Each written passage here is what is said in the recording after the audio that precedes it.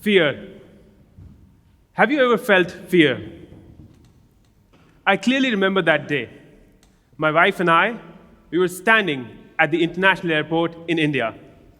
Our lives and 2 kids packed in 2 suitcases.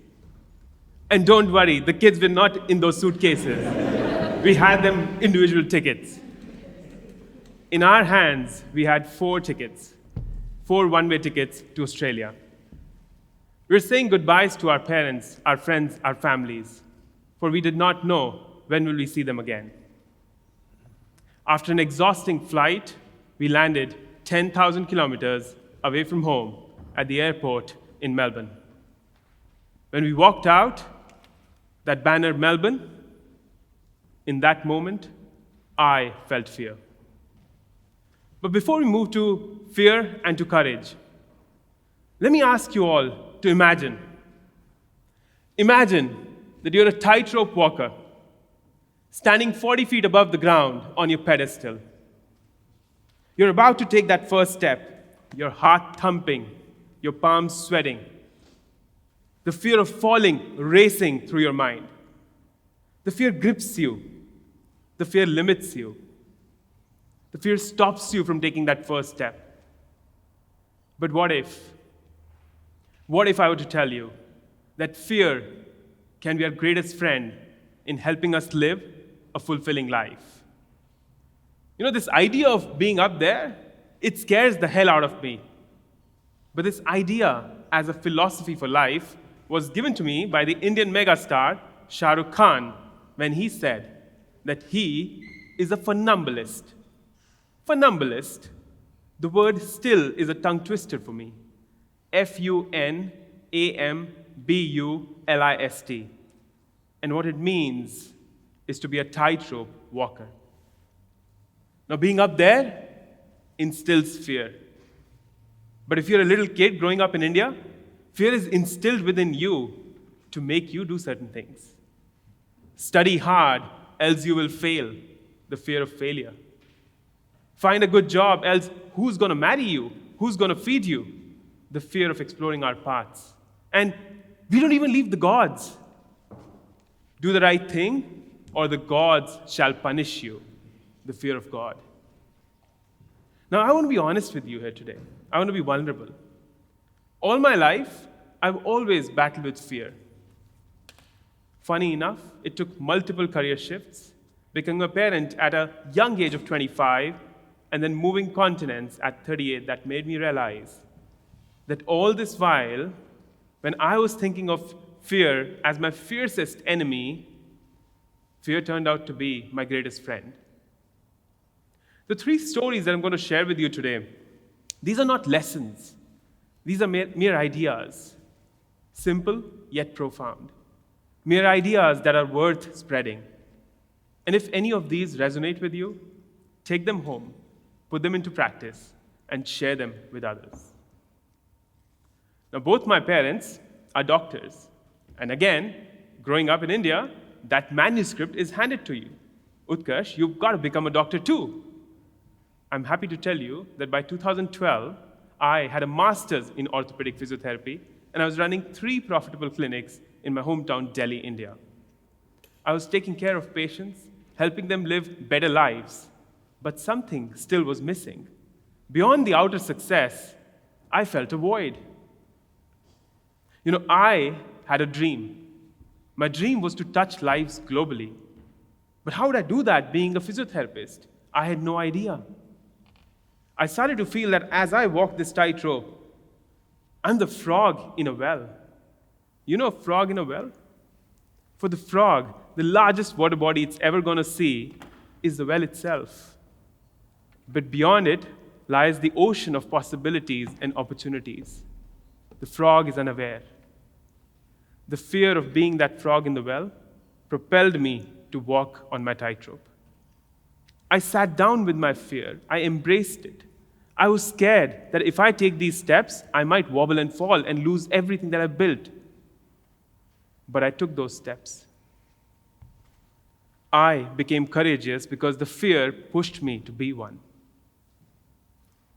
In 2013, I joined a global leadership training institute. The opportunity came because my sister was working with them. I got it because of my skill, and luck definitely was involved. But as I walked onto that corridor, the first day I walked there, it felt that I don't belong here. I'm a physiotherapist. I've studied for 8 years, practiced for 5 years. I should not be doing anything else. I should stay there. Am I an imposter? Am I just making this up? What if they realize and fire me? This house, the deck of cards that I'm building, it would come down in no moment. The fear again gripped me. But I had now experiences with my fear, so I knew that I had to sit down with it again. So I asked, what is that one skill that I can build that will allow me to become almost indispensable at that institute? And I realized that I could learn to film and edit. And that landed me at the beautiful campus of Columbia Business School in New York City. I was now in the middle of my tightrope. It was wobbly. But I think I knew this place. Each day when I walked onto that tightrope, each day when I walked onto that corridor, I decided that the choice is mine. The choice to do my best and the choice to be my best is completely mine. And I was not ready to let go of that choice.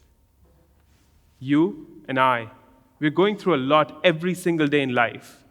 But remember, the choice to act and be who you can be is entirely yours. Do not give that choice away. Let's fast forward to the March of 2023. My wife and I arrived here in Australia. We moved halfway across the world from India to Australia. Now you'll say, Utkarsh, what a courageous move. Uprooting your life from one place and moving it to the other with 2 kids, 12 and 9. What a heroic move. You were so courageous. It was a country we had no idea of. We have never been here. We did not have friends and family here. And all we knew that we knew this one place where we'll stay through the Airbnb, but what's beyond that? But what if I were to tell you that again it was not courage? Again, it was fear that drove us on that path. Back home, I was a solopreneur, work-from-home dad, and my wife led a clinic where they had a team of 15 people, and they served kids with special needs. A very noble cause, but a very demanding cause. And the challenges of running a business in the post-pandemic era in a country like India were Herculean. The strain started to get onto my wife's physical, mental, and emotional strength. It started to cause certain symptoms that we were not sure how were they emerging. She was not sleeping well. She had these inexplainable pains all over her body, in her muscles and in her joints, and she was not in a good mood. That strain started to translate onto our relationship and how we were raising our children. We went to a doctor, and they said that she has insomnia, inability to sleep well, fibromyalgia, a condition where inexplainably every part of your body hurts, and depression. They started her off on medicines, but they said the prognosis is poor until and unless the stress gets eliminated. Now, sitting back home in India, we could not have predicted how things would unfold for us. What if we come to this new island and things don't help?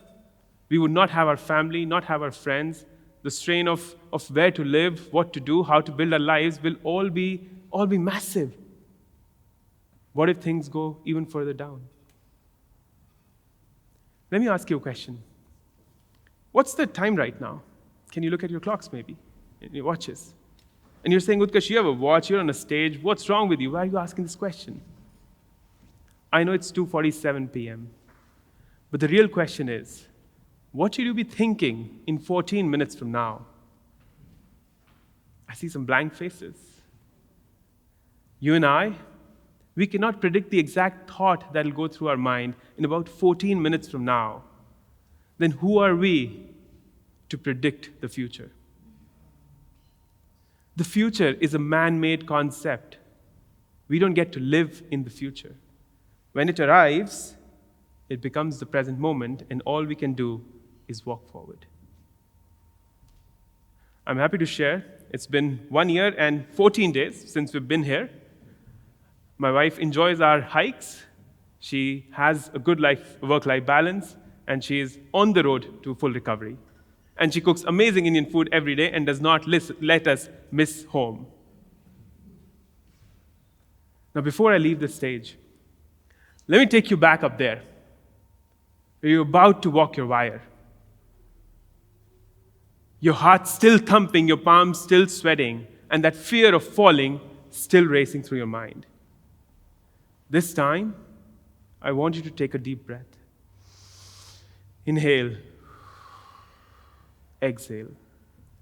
Remember, you're the author of your story. You have the right to rewrite that manuscript. The choice to be who you can be and who you want to be is always yours. And you cannot predict the future. This is your moment to be a funambulist. And this is your moment to be courageous.